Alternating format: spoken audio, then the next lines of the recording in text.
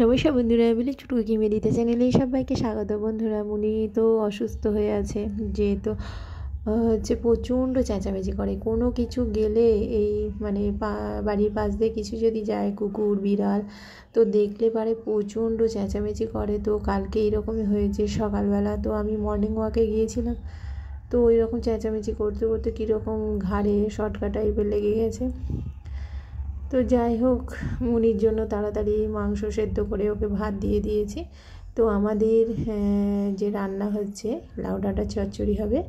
তো লাউ ডাঁটা আছে, শিম আছে, বেগুন আছে, রাঙালু আছে আর গাজর আছে। তো সব সবজিগুলো পরিষ্কার করে ধুয়ে নেওয়া হয়েছে। তারপরে কড়াইয়ের মধ্যে তেল দিয়েছি, 5 ফোড়ন দিয়েছি, শুকনো লঙ্কা দিয়েছি, তেজপাতা দিয়েছি, দিয়ে সবজিগুলো প্রথমে তুলে দিয়েছি।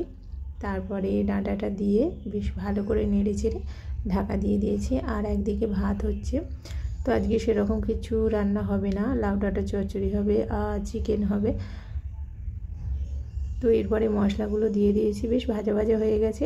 তো মশলাটা দিয়ে দিয়েছি, ধনে মৌরি জিরে শুকনো লঙ্কা, লঙ্কা গুঁড়োটা অল্প পরিমাণে দিয়েছি, লবণ দিয়েছি আর দিয়েছি গরম মশলা, অল্প পরিমাণে গরম মশলা, একদম 1 চিমটির মতো।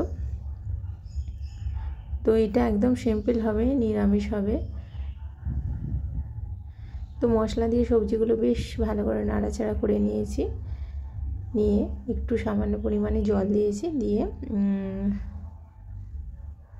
যে শাকগুলো আছে শাকগুলো দিয়ে দেবো। অল্প পরিমাণে শাক দেবো, কিছুটা রেখে দিয়েছি, এটা একদিন শাকের ভর্তা করে দেখাবো। তো লাউ শাকগুলো দিয়ে দিয়েছি, দিয়ে ঢাকা দিয়ে দেবো।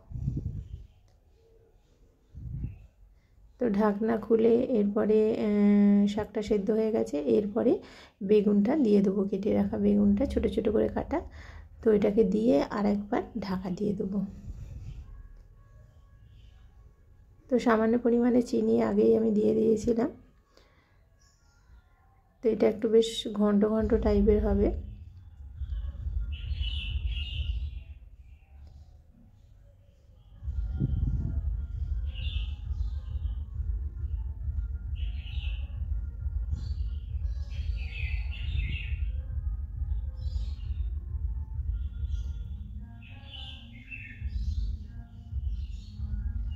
চচ্চড়ি হয়ে গেছে, আমি নামিয়ে নিয়েছি, বেশ ঘন্ট ঘন্ট হয়েছে। তো বন্ধুরা, রেসিপিটা কেমন হয়েছে অবশ্যই জানাবে, চ্যানেলটিকে সাবস্ক্রাইব করবে, লাইক করবে, শেয়ার করবে।